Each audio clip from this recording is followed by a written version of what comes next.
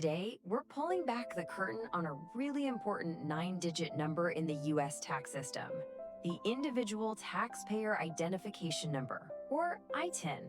We're not just going to look at it as a form to fill out. No, we're going to deconstruct it as a mechanism, tracing the whole journey from application to approval to really understand what it means when you get that final confirmation letter, the CP565 notice. So let's start with the basic problem, right? You're legally required to file a US tax return, but for whatever reason, you're not eligible for a social security number. It's a real catch-22 for a lot of people. Well, this exact problem, this gap in the system, is precisely why the ITIN was created in the first place. So here's how we're gonna break it all down. First, we'll look at the core mechanism, then the application process, which is a real gauntlet. We'll decode the notices you might get, explore the ITIN's surprising dual identity, and wrap things up with its life cycle and maintenance. All right, let's get into it. First up, the core mechanism. Why does this thing even exist in the first place? So what exactly is an ITIN? Well, think of it as a special ID number just for the tax system. It lets people who can't get an SSN still comply with federal tax laws. But here's the really clever part, the detail that most people miss. See how they all start with the number 9? That's not random. It's a flag, a signal to the IRS computers that says, hey, this person is in a different category. It lets the ITIN work within the existing systems while still keeping things separate. Now, this whole system didn't just appear out of nowhere. Back in '96, it was a pretty simple idea. Give people a number so they can pay their taxes. But then, fast forward to 2015, and boom, the PATH Act changes the game completely. Suddenly, it's not just about getting a number, it's about keeping it, with this new use it or lose it rule. And when you look at the numbers, 26 million ITINs issued by 2022, you can kind of see why they had to tighten things up. Okay, on to section 2, and we're calling this the application gauntlet for a good reason. This isn't just about filling out a form. It's about knowing where the traps are, the little details that can make or break your application. On the surface, it looks pretty straightforward, right? Fill out a W-7, attach your tax return, prove who you are, and mail it in. Easy. But don't be fooled, that third step, proving your identity and foreign status, that's where almost everyone gets tripped up. And this right here is a classic example of one of those traps, certified versus notarized. They sound similar, but to the IRS, they are worlds apart. You might think, oh, I'll just get my passport copy notarized. Nope, the IRS will reject that in a heartbeat. They need proof from the agency that issued the document, not just from a notary who watched you sign a copy. It's a small detail, but it is absolutely make or break. Okay, so now think about this for a second. The IRS wants your original documents, like your actual passport, and they're gonna hold on to it for about 60 days. So what does that mean for you? Well, no international travel for one, and good luck doing pretty much anything that requires your main ID. This isn't just a small hassle, it's a huge logistical headache you really have to plan for. So what's the solution to that huge headache? Well, here's the pro tip. A certifying acceptance agent, or CAA. Think of them as IRS-approved authenticators. You show them your passport, they verify it on the spot, and you get it right back. No mailing, no 60-day wait, no risk of it getting lost. And get this, the numbers show you're over 15% more likely to get approved if you use one. It's kind of a no-brainer, really. All right, so you've sent your application in, now what? You wait for a letter. But it's not a simple yes or no. Oh no, the IRS communicates in code, basically.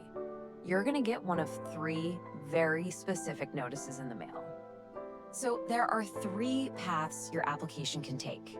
The one you want is the CP565. That's the you're in letter. Then there's the CP566, which is like a hold on, we need more info notice. Your application is kind of paused. And the worst one, the CP567, is a flat out rejection. Means you got to start all over. Each one sends you down a totally different road. And this, my friends, is the grand prize, the CP565 notice. This is the piece of paper that says, you did it. You made it through the gauntlet, you followed all the tricky rules, and now you are officially in the federal tax system. This is the goal. But here's where the story gets really interesting. Getting the number isn't the end, because the ITIN has this kind of secret life, a dual identity. There's what the IRS says it's for, and then there's how it's actually used out in the real world. On one hand, the IRS is crystal clear. This is only for taxes, period. It doesn't let you work, it doesn't change your immigration status, got it. But then you look at what's happening in reality. People are using ITINs to open bank accounts, to get mortgages and loans, and even in immigration cases to help prove good moral character. It's this gap between the official rule and the real-world use that's just fascinating. And if you think this is just some small administrative thing, check this out. $5.8 billion with a B, that's how much net tax money I-10 filers contributed in just 1 year, 2019.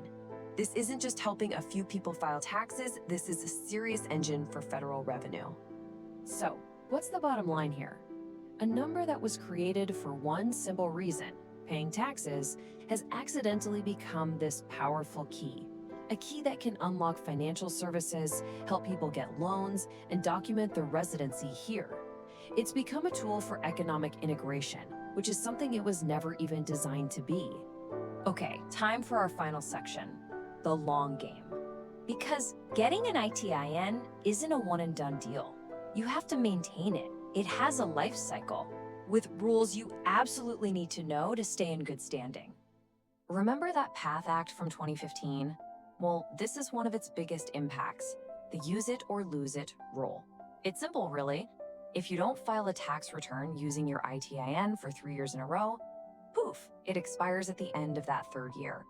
It's the IRS's way of keeping their list of active taxpayers clean, but it means you have to stay on top of it. Now, this next part is maybe the most important piece of maintenance advice I can give you. What happens when you finally get a Social Security number? This is a huge deal, and you have to handle it correctly. First, stop using the ITIN immediately. Second, start using your new SSN for everything tax-related. And third, and this is the crucial step, you have to write to the IRS and tell them to combine or merge your two tax records. And why is that so important? Well, the IRS quote says it all. If you don't tell them, your tax history gets split into 2 different files. All the taxes you paid under your ITN, they won't be connected to your new SSN.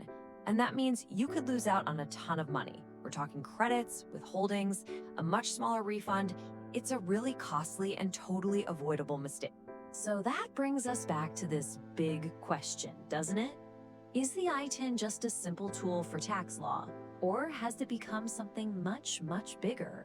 A key to the American economy.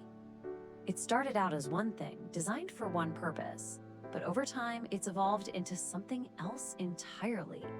It really shows how a simple piece of regulation can take on a whole life of its own in the real world. Definitely something to think about.